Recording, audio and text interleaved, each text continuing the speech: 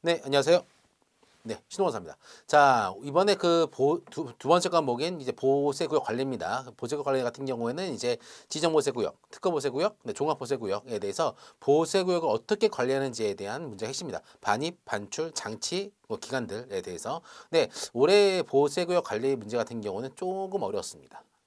보면 좀 지역적인 문제에서 좀 많이 나왔고, 근데 보세 판매장 같은 경우에 문제가 좀 많이 나왔어요. 그래서 2년 전에 이제 보세 판매장에 대해서 개정이 많이 있었을 때, 그때 좀 보세 판매장 문제가 많았는데, 이번에도 보세 판매장에 관련된 고시 내용이 조금 나왔습니다. 그리고 또 문제를 보면은 두 번째 과목 같은 경우는 좀 생각을 좀 많이 하고 문제를 출제한 것 같아요. 그 생각을 많이 했던 이유는 조금 일반적인 중요한 것들에 대해서 당연히 문제가 나왔지만, 그다음에 좀 그 결정적인 순간에서 맞출 수 있냐 없냐에 대해서 좀 고시 내용이 좀 많이 나왔고, 그다음에 좀 조금 문맥 갖고 조금 장난치는 느낌 그런 문제들 형태들이 좀 많이 나왔습니다. 하지만 그래도 기본적인 것들을 다 알고 계신다면은 그렇게 좀 그 무리가 없었을 것 같아요. 합격하는 데는. 그래서 올해는 좀 두 번째 과목이 좀 어려웠다라고 볼 수 있습니다. 자, 그럼 해설을 좀 해볼게요.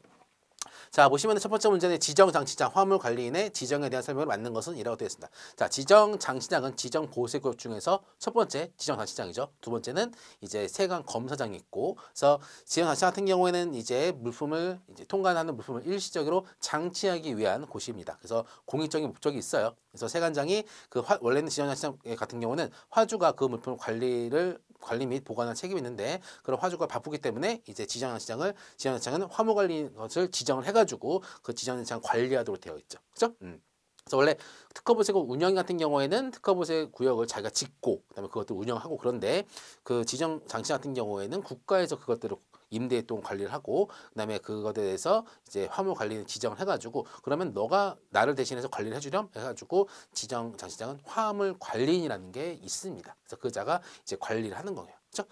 자, 이런 지정에 대한 설명을 맞는 것은 이라고 되어 있습니다. 자, 세관장이 화물 관리인 지정하려는 경우 지정 예정일 1개월 전까지 지정 계획을 공고해야 된다라고 되어 있어요. 근데 틀렸어요. 3개월이에요. 3개월. 그렇죠? 그래서 화물 관리 지정하는 경우에는 3개월 전까지 지정 계획 공고합니다. 그렇죠? 그러면은 3개월 동안 여기 이제 하고 싶어하는 업체들이 많을 거잖아요. 그 3개월 동안 고민한 다음에 이제 입찰을 넣겠죠. 내가 하겠소이다라고. 그렇죠? 그러면 3개월 이런 기간이 있습니다. 자, 화물 관리 그래서 틀렸고요. 이게 아니라 3개월이죠. 자, 남은 화물 관리는 지정의 유효기간은 5년입니다. 5년 이내로 하도록 되어 있어요. 5년 이내로 합니다. 그래서 이렇게 지정기에 공고해가지고 화물 관리인이 입찰 통해서 선정이 되면은 그 유효기간은 5년입니다. 5년. 그죠? 이게 맞는 답이에요. 자, 그 다음에 한번 해설을 먼저 볼게요. 그죠? 자, 보시면은 가번은 지정 예정일은 3개월 전까지 계획을 공고해야 된다. 아까 1개월이 되는데 1개월 아니죠. 3개월이죠. 자, 화물 관리는 지정할 때에는 다음 각 호의 사항에 대해서 관세청이 정하는 심사 기준에 따라서 평가額을 반영을 해야 된다라고 되어 있습니다. 누가 한다? 세관장이. 그래서 원래 지침은 관세청이 지침을 정하고, 그다음에 일선 세관장이 이런 실무를 자 실행하는 거예요. 보시면은. 그래서 지침을 정하고 세관장은 그것에 따라서 실행하는 것이다. 특허보세도 마찬가지예요. 특허보세 같은 경우는 특허 누가 냅니까? 세관장이 내리잖아요. 하지만 그것도 관세청장이 정하는 기준에 따라서 평가를 한 다음에 세관장이 하는 겁니다.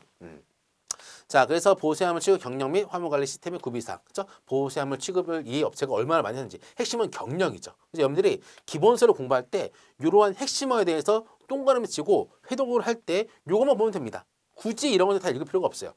그래서 기본 시간에 제가 강조한 문구 있죠. 그런 것들에 대해서 동그라미 치고 그것만 됩니다. 머릿속에 이해를 하고 있잖아요. 그래서 경력, 그렇죠? 업력을 필요하고, 그다음에 화물관리 시스템이 있어야 됩니다. WMS 시스템 같이 물품의 반입, 반출, 보관하는 기간 등에 대해서 자동적으로 관리할 수 있는 시스템 구비를 해야 되는 것이고, 그다음에 우리가 공부하고 있는 보세사가 있는 점지, 많은 말수록 좋죠. 정말 관리가 될 것이니까. 그다음에 그 업체의 자본금, 돈, 그다음에 부채 비율, 그다음에 신용 평가 등급, 그다음에 이러한 핵심보다 재무 건전성을 보게 됩니다. 그래서 우리가 특허 보세고 같은 경우는 운영에 대해서도 그러한 재무 건전성 그런 것들 다 보게 되어 있죠. 고시 가보면은. 그죠? 그 밖에 기획 재무를 정하는 사항 같은 경우는 정말 지게차, 크레인 등 화물 관리 필요한 시설 장비가 있는지, 포크리프트 떠가지고 이런 컨테이너나 그런 ULD 같은 걸 들고 옮길 수가 있어야 되잖아요. 그다음에 AO, 그죠? 이 업체가 AO로서 그 보세구역 운영에 관한 공인 기준이 있는지, 그 밖에 기타 관장이 그 시설 소유자 관리가 정하는 사항이 있으면 됩니다. 지금 잘 보세요. 제가 동그라미 친 부분만 여러분들이 밑추친 다음에 이 설명을 드리면은 여러분들 회독을 할 때 혼자 공부할 때 이게 동그라면 보게 되면은 나중에 시험 문제 보죠? 다 맞출 수가 있어요. 그렇죠? 핵심 얻는다 이런 겁니다. 이런 것들. 그렇죠? 자, 그다음에 라면 볼까요? 자, 화물 관리인의 지정이 취소로 되어 있습니다. 세관장은 다음 어느 하나의 사유가 발생한 경우에는 지정보다 취소할 수가 있다. 핵심 뭐예요? 취소입니다. 취소. 말이 길게 나와 있지만 이것의 핵심은 취소예요. 하지만 1항 제3호, 3호죠? 3호. 1항 제3호에 해당한 자에 대해서는 지정을 취소할 때 시설의 소유자 또는 관리자에게 미리 그 사실을 통보를 해야 된다라고 되어 있습니다. 보다 이거는 통보가 필요하다. 세관장은 장시장을 지정할 때 그 지정 자체에 대한 소유 또는 관리권자랑 상의를 한 다음에 그 장소를 이제 지정 장시장으로 지정하게 됩니다. 그래서 취소할 때는 그 자랑 상의를 하는 거예요. 그렇죠? 그다음에 화물관리 지정을 취소하는 것보다 핵심은 청문을 합니다. 정말 이 자가 잘못했는지에 대해서 앉혀놓고 정말 너 왜 이런 걸 잘못했니에 대해서 청문한다. 일방적으로 취소를 할 수가 없습니다. 청문의 절차가 거칩니다. 그렇죠?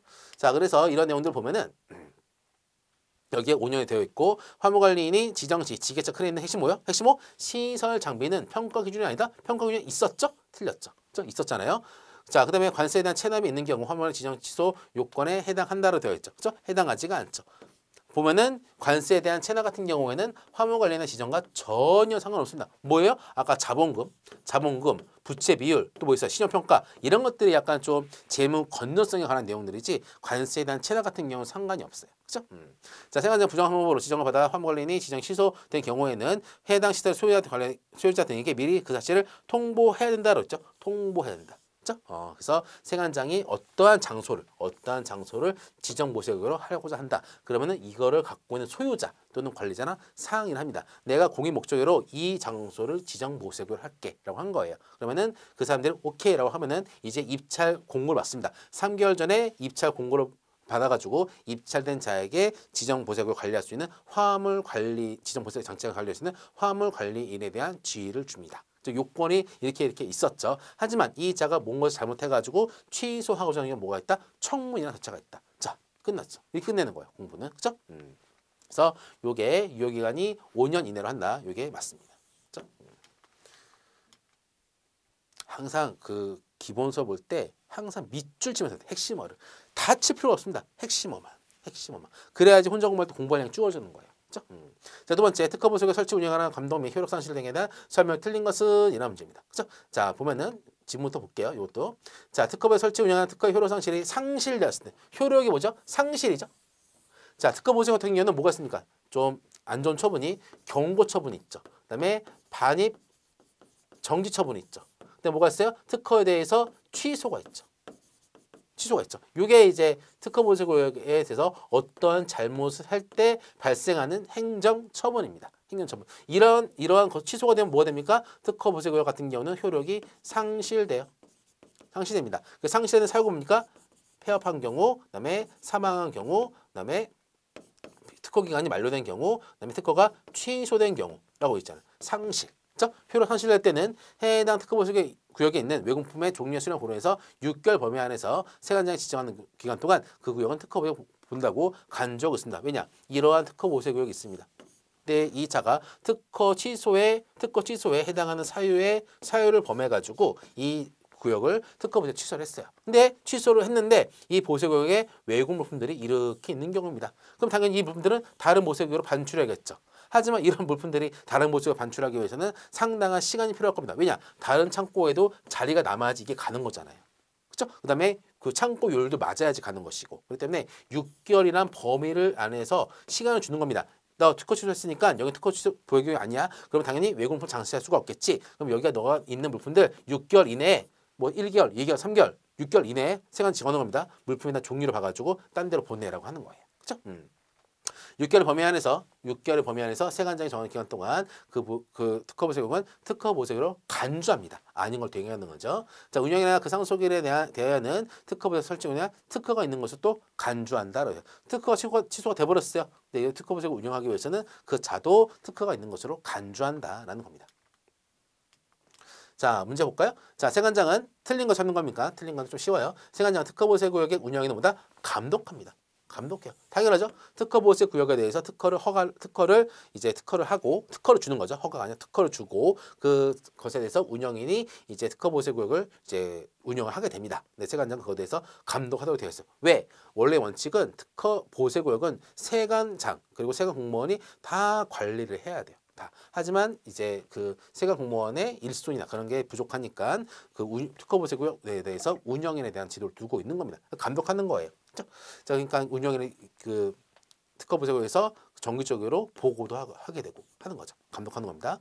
자, 세관장은 특허 보호세 운영인에게 그 설치 운영하는 보고를 명할 수 있다라고 되어 있습니다. 그래서 설치 운영할 때 그러한 보고를 세관장한테 해야 됩니다. 자, 특허 보호세 설치 운영하는 효력이 상실되었을 때 상실의 핵심 뭐죠? 3개월에서 틀렸죠? 6개월의 범위 안에서 특허 있는 것으로 간주하겠다라고 되어 있죠. 자, 세관장은 특허 보호세에 필요한 시설에 대해서도 구비를 명할 수가 있습니다.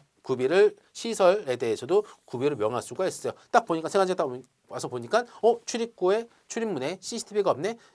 그리고 도크에 CCTV가 없네. 컨테이너 열 때 비추는 CCTV가 없네. 그러면 얘기할 수가 있어. 야, 운영이나 지금 내가 너한테 특허 보호세 구역의 운영에 대해서 그 특허를 줬는데 너 이렇게 하면 정말 잘 운영할 수가 있겠니? 여기다가 CCTV 몇 개 달아. 그러면은 그것이 합리적 그러면 달아야 됩니다. 그래서 시설 구비를 대한 명령을 준수를 해야 됩니다.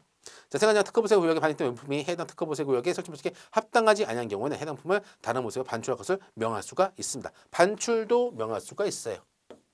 뭐냐면은 특허 보호세 구역 같은 경우는 이 특허 보호세 구역에 어떠한 종류의 물품을 장치할지 특허를 받을 때 세관장한테 보고하도록 되어 있습니다. 그런데 그러한 물품이 아니라 다른 성격이 다른 물품을 장치한다. 창고로 돈 벌려고. 그런 경우는 세관장은 너 여기서는 너 위험물품 너 왜 위험물품을 일반 특허 보호세 특허를 해줬는데 여기다가 왜 위험물을 놓니? 이거 빨리 위험물 전원 창고에다가 반입을 시켜. 이렇게 할 수가 있습니다. 결국은 뭐예요? 세관장이 감독하는 이러한 사항들이 감독하기 때문에 이러한 것들을 다 할 수가 있다는 거예요. 누가? 세관장이. 그래서 숫자 6이 틀렸네요. 보니까 이거 문제 틀리기 정말 좋죠? 정말 좋습니다. 자, 문제 3번. 관세 법령상 보호세 공장에서 보호세 작업을 하기 위하여 발행되는 원재료에 해당하지 않는 것은 이라 되어 있는 보호세 공장입니다. 보호세 공장 같은 경우에는 유일하게 보호세 구역에서 제조를 할 수 있는 곳이 보호세 공장이죠. 제조를 하면은 여기서 이제 원재료, 부재료가 숑숑숑숑 들어갑니다. 그렇죠? 보호세 공장 같은 경우는 물품이 들어갈 때 반입 신고하고 물품이 사용하기 전에 뭐 한다? 사용 신고라는 중요한 신고를 하게 됩니다. 사용 신고. 완전 중요하죠. 사용 신고는 뭐예요? A라는 원자재, B라는 부조재가 물품이 투입돼 가지고 새로운 물품으로 태어나는 겁니다. 새로운 물품으로. 사용 신고를 함으로써 A와 B에 대해서는 그 세관에서 이 물품에 대한 관리가 종결이 돼요. 왜냐? 제조 공정에 투입되니까. 그리고 새로운 물품이 뿅 하고 나오니까. 그렇죠? 그래서 이렇게 들어가는 원부자재 같은 경우에는 들어갈 때 반입 신고 그리고 사용할 때 사용 신고를 하게 됩니다. 그렇죠? 이게 원재료에 대한 범위예요. 그리고 보호세 공장에 있는 원재료에 대해서는 뭐가 들어간다? 결합, 투입, 포장용품 이렇게 결투포만 들어갈 수 있도록 되어 있죠. 그렇죠? 자, 보겠습니다. 원재료에 해당되지 않는 것은 자, 기계기구 등의 작동 및 유지를 위한 연료 등의 제품 생산에 간접적으로 투입되어 소모되는 물품이라고 되어 있습니다. 자, 보세요. 기계기구 등의 작동 및 유지를 위한 연료 등 제품의 생산 작업에 핵심 간접적으로 투입되어 소모되는 물품 뭐예요? 윤활유 같은 것들. 윤활유 같은 건 뭐예요? 물품에 대해서 기계가 돌리는데 그 기계가 돌려가지고 새로운 물품 원부자재 투입해서 새로운 물품을 만드는데 이 윤활유 같은 경우는 그 기계 자체를 돌리게 한 연료죠. 그래서 얘 같은 경우에는 수입 신고를 해가지고 이제 물품이 들어가야 됩니다. 윤활유 같은 경우에는. 그렇죠? 그래서 아까 뭐였어요? 결합되는 것들, 그다음에 투입되는 것들, 포장되는 것들 이런 것들이 보호세구역 공장에 들어갈 수 있는 원재료에 대한 범위입니다. 그렇죠? 자, 당연히 보호세 생산의 제품에 물리적으로 결합, 그렇죠? 화학적으로 결합, 그렇죠? 어떠한 원소끼리 이제 화학적으로 결합되는 것들, 그다음에 해당 보호세 공장에 생산하는 제품을 가공하거나 이와 유사한 공장에 투입되어 보다 소모되는 물품들, 그렇죠? 투 어디 있습니까? 투입되어 소모되는 물품들, 해당 보호세 공장에서 수리, 조립, 검사, 포장 및 이와 유사한 작업에 직접적으로 또 투입되는 물품들, 또 그다음 플러스 포장용품들, 완제품에 대한 포장용품들 이런 것들이 보호세 구역에 보호세 공장에 들어갈 수 있는 원재료에 대한 범위다. 범위입니다. 하지만 이런 윤활유나 보세 공장에서 기계, 설비 등을 들어가서 사용하는 경우에는 수입 신고를 한 다음에 이 물품들이 다 들어가야 되는 거예요. 그렇죠? 됐습니다. 자, 보세 공장 원재료 범위라고 되어 있죠. 자, 보면은 아래 해당하는 것들을 얘기한다. 그래서 결, 투, 포 있습니까? 결, 투. 그렇죠? 투입되는 물품들, 결, 투. 포장용품도 있어요. 있습니다. 포장용품도 있습니다. 그렇죠? 됐습니다. 하지만 이제 간접적으로 투입되는 것들은 제외한다라고 되어 있어. 윤활유 같은 것들, 이런 것들은 제외가 됩니다. 그렇죠? 자, 네 번째, 보세 공장 물품의 과세에 대한 설명을 틀린 것은 보세 공장 같은 경우는 이제 원료 과세랑 제품 과세가 있죠. 그렇죠? 보시면은 일반적으로 보세 공장에 원료, 부재료가 들어갑니다. 그리고 얘는 외국 물품 경우도 있고 얘는 내국 물품 경우도 있어요. 그래서 반입 신고하고 그 물품이 들어가기 전에 사용 신고를 하게 됩니다. 그래서 제조 과고를 하게 된 다음에 물품을 이제 반출하는 거예요. 이때 뭐 한다? 수입 신고하도록 되어 있죠. 수입 신고하도록 되어 있습니다. 그래서 수입 신고하는 방법은 그 원료 과세가 있고 제품 과세가 있고, 그렇죠? 원료 과세 같은 경우에는 이 원료에 대해서 이때 이 물품의 성질 수량에 따라서 과세하는 것이고, 제품 과세 같은 경우에는 이 제품의 물품의 성질 또 수량에 따라서 제품 과세하는 것이고, 그래서 원료를, 그렇죠? 이렇게 되는 것이죠. 제품 과세, 그렇죠?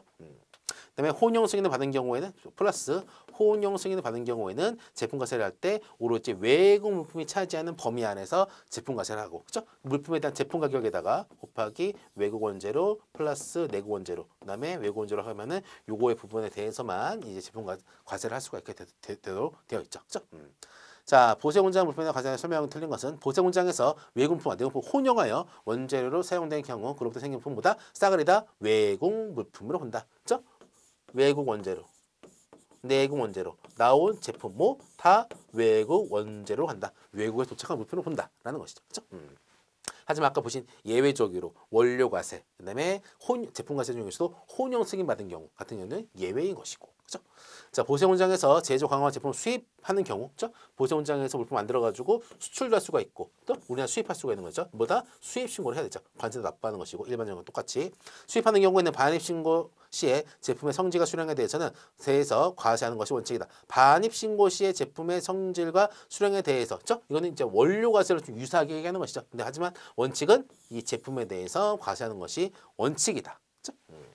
틀렸습니다. 자, 원재료가 외국물품과 내국물품 혼용되어서 만들어진 경우 제품을 국내에서 수입하게 되면은 혼용된 내국물품에 대하여 관세를 부과하는 것이 원칙이다라고 되어 있습니다. 그렇죠? 혼용된 내국물품에 대하여 관세를 부과하는 것이 원칙이다. 그렇죠? 맞죠? 자, 보세 공장 물품에 대한 과세는 제품 과세와 원료 과세였다. 두 가지가 있다. 원료 과세는 제품 세율보다 원료 세율이 낮은 경우 등 제품 과세보다 유리한 경우에 이용한다. 이거는 선택이에요. 제품 과세를 할지 원료 과세를 할지는 선택입니다. 그렇죠? 그래서 제품에 대한 세율보다 원재료 세율이 낮은 경우 같은 경우는 원료 과세를 하면 더 유리하겠죠. 그렇죠? 자, 됐습니다. 그래서 보세 공장의 경우에도 수입 신고할 때 물품의 성질과 수량에 따라서 관세를 부과합니다. 원칙이에요. 자, 그 다음에 관세법상 보세 관한 설명이다. 관에 들어갈 기간을 모두 합치면은 무엇인가? 모두 합치래요.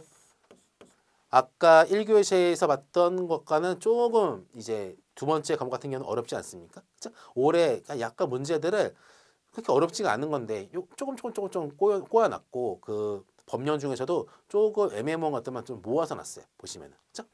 자, 지정시장의 물품을 장치하는 기간은 6개월의 범위 안에죠. 6개월의 범위 안에서 관청장이 정한다라고 되어 있습니다. 그렇죠? 지정시장은 6개월 범위다. 관청장이 정하는 기간에 따라서 3개월 범위 안에서 연장도 가능하다. 지정시장은 6개월이에요. 보유상고에 반입된 외국물품의 장치 기간은, 그렇죠? 외국물품 장치 기간은 1년의 범위 안에서 관세청장이 정하는 기간이 합니다. 자, 세 가지 필요하는 경우에는 또 1년 범위에서 연장도 갑니다. 외국 물품만. 하지만 내국물품 같은 경우는 뭐예요? 장치 기간은 1년 범위 안에서 관세청장이 정한 기간. 하지만 연장은 없죠. 그렇죠? 자, 특허부속에 설치 운영하는 특허의 효력 사실 상실될 때는 해당 특허부속에는 외국물품의 종료성을 고려. 이건 아까 했는데 6개월의 범위 안에서 특허보석으로 간주할 수가 있다 그랬죠. 간주가 의지랑 똑같은 말입니다. 그렇죠? 그래서 보시면은 2년이죠. 합치면은, 그렇죠? 1년이랑 6개월이랑 1년 6개월 하게 되면은 뭐다? 2년이다. 그렇죠? 굳이 순서를 해놓지 합하라고 문제를 내가지고 참 좀 한 단계 또 어렵게 냈네요. 보면은. 자, 시연사의 물품 장치하는 경우는 뭐다? 6개월, 3개월. 핵심은 6개월만에서 6관. 그다음에 관세청 정하는 경우에 따라서 세관장 3개월 범위에서 그 기간을 연장할 수가 있다. 그 시한장보다 6개월, 3개월이다. 그래서 보호세구역 관리에서 가장 기본이 되는 것은 뭐냐면은 장치 기간이에요. 장치 기간입니다. 그렇죠? 자, 보호창고 같은 경우에는 이거 완전 중요한 거죠. 완전 중요. 장치 기간은. 그렇죠? 외국문품은 1년의 범위 내에서 관세청장이 정하는 기간. 자, 내공품 같은 경우보다 1년의 범위 내에서 관세청장의 기간. 하지만 외국문품 같은 경우보다 연장이 가능하다. 뭐? 1년의 범위 안에서.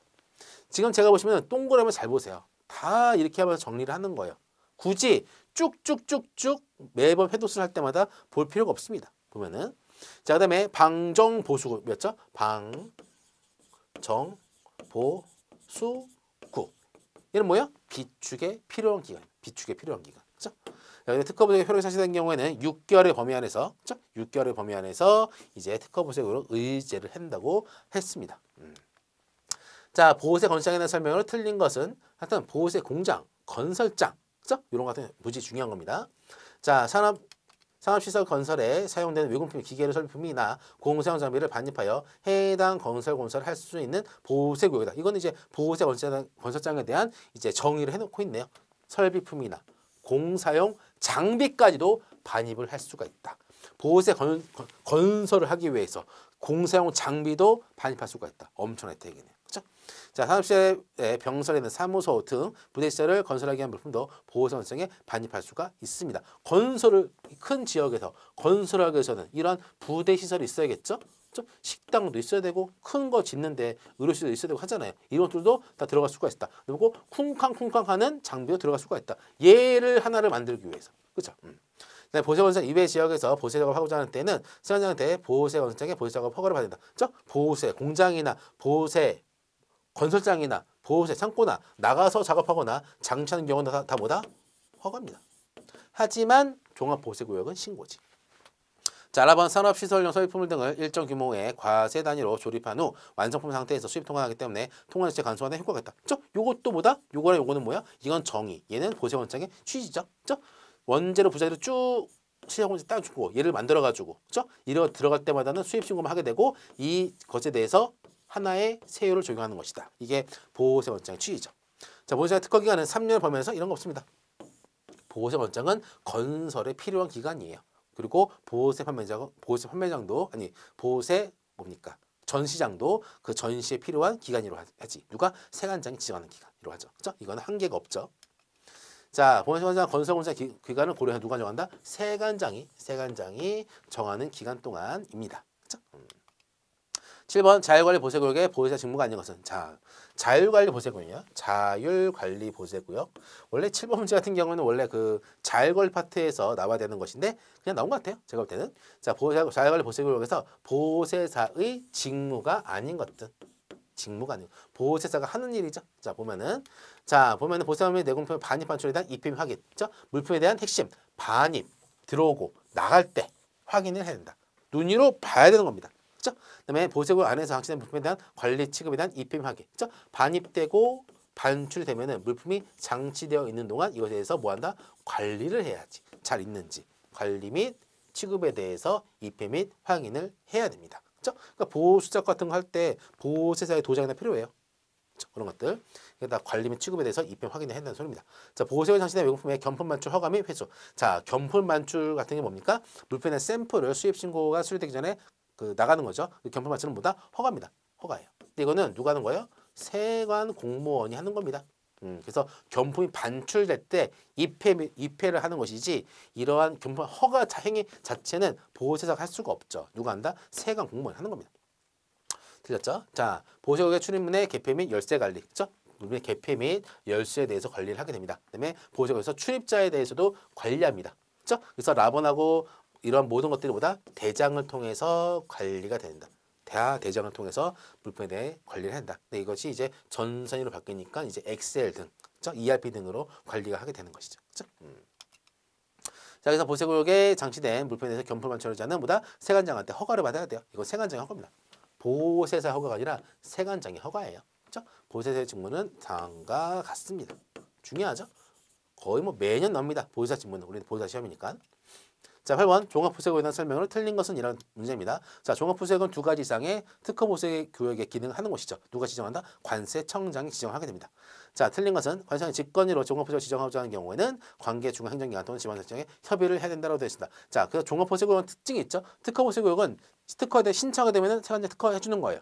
내가 하겠다라는 것에 대해서. 하지만 종합보세구역 같은 경우는 뭐다? 관세청이 직권으로도 특정한 지역을 종합보세구역으로 지정을 할 수가 있습니다.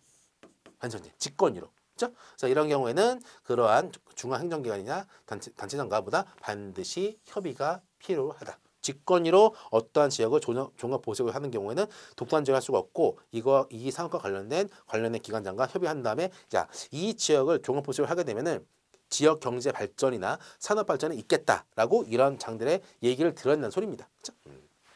자, 외국인 투자 지역 또는 공동집회센터도 종합보세구역 지정한 가능 대상 지역이다. 그래서 종합보세구역에 대한 대상 지역이 열거되어 있죠. 외산, 외집, 유기 하여튼 이렇게 해가지고 대상이 열거가 되어 있습니다.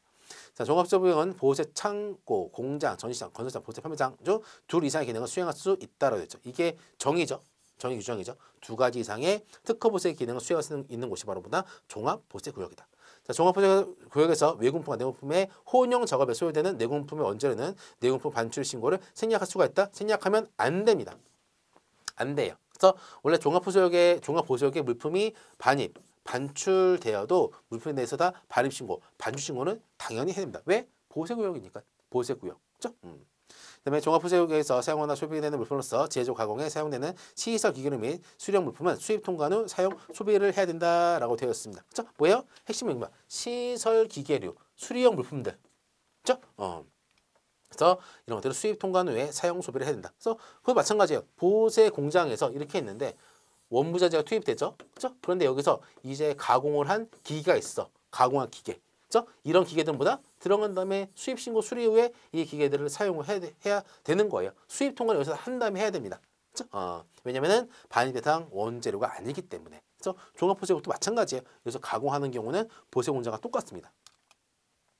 자, 그래서 종합보세구역 물품 반입하거나 반출하는 것보다 세관장한테 신고를 해야 된다. 어떠한 보세구역이든지 반입 반출은 신고가 핵심이에요. 그렇죠? 그런데 내공물품에 대한 반출이 있습니다. 종합보세 반입 반출되는 물품이 내공 물품인 경우, 이게 심하지. 내공 물품인 경우 이때 세관장한테 뭐다? 신고를 생략 또는 간소하게 할 수가 있다. 외공 물품은 당연히 반입할 때는 당연히 반입 신고, 반출 신고를 해야겠죠. 하지만 내공 물품 같은 경우는 반입하고 반출될 때마다 종합보세구역에는 생략하거나 간이하게 할 수가 있습니다. 내공품이에요. 외공품 아닙니다. 자, 그 다음에 아래 같은 경우는 뭐다? 생략이다. 간이하게 아니라 아예 생략이 되는 물품들이에요. 그렇죠? 이거를 빼놓고는 다 생략할 수가 있다. 이거를 빼놓고는. 그래서 이 같은 경우는 이제 물품에 대해서 잔량 관리가 필요하다는 겁니다. 잔량 관리가. 그렇죠? 이러한 내공품들은 반드시 반출입 신고를 해야 된다는 소리예요. 자, 보세공장의 규정에서 세관장 허가를 받고 내공품을 원재로 하여 제조 가공 등을 하는 경우 그 원료 또는 재료라고 되어 있습니다. 그렇죠? 세관장이 허가를 받고 내공품만. 그렇죠? 보세공장 같은 경우에는 외공품 또는 외공품 플러스 내공품 갖고 보세공장 제조 가공 등을 할 수가 있는데 만약에 그 보세공장이 좀 그 외공품 갖고 일이 잘 안 된다. 그런 경우에는 공장을 놀릴 수가 없잖아요. 작업을 해야 돈을 버니까. 그런 경우는 세관장 허가를 받고 내국 작업할 수가 있습니다. 내국 작업이 뭐예요? 세관장 허가를 받고 원래는 안 되지만 오로지 내국 물품 갖고 보세 공장을 돌리는 겁니다. 공장을 작업을 하는 거예요. 그런 경우에 투입되는 내국 물품 같은 경우는 뭐다? 반드시 신고를 해야 된다. 그렇죠? 보세 공장에서 내국 물품을 갖고 작업하는 경우에는 일반 공장 똑같잖아요. 그 때문에 뭐다? 이런 물품에서 관리를 해라 그 소리입니다. 자, 보세공장 제품과세 혼용 승인의 규정에 따라서 혼용 작업에 소요되는 원재료 이것도 마찬가지예요. 그렇죠? 보세공장 있으면 여기에 외공 원재료 그리고 내공 원재료 들어간다. 그래서 혼용한다. 혼용하게 되면 뭐예요? 나중에 외공품 플러스 내공품 분의 외공품 곱하기 제품의 가격에 대해서 이만큼만 이제 과세를 잡을 거잖아요. 그러면 요거에 대해서 정확하게 숫자가 나와야겠지. 그러니까 뭐다? 신고하는 겁니다. 그다음에 3번 보세 판매장에서 판매하고자 하는 물품들. 요것도 반드시 그 내공품 같은 경우도 신고해야 된다. 보세 판매장. 저 뭐야? 면세죠. 면세 같은 경우에는 잘 보시면은 외국 물품만 들어가 가지고 사람들 판매하는 게 아닙니다. 그렇죠? 우리나라 기업청 다 들어가 있잖아요. 내국 물품도 면세 판매할 수가 있어요. 보세 판매 면세는 보세 판매장 얘기하는 겁니다. 그렇죠? 그래서 종합 보세 구역 중에서 보세 판매장 같은 경우에 외국품 들어와서 판매할 수도 있고 당연한 거지. 그리고 내국 물품 갖고 판매할 때, 그렇죠? 그러면 들어갈 때 우리나라에서 발생된 세금들이 다 빠진 다음에 다 판매가 되는 거예요. 그죠?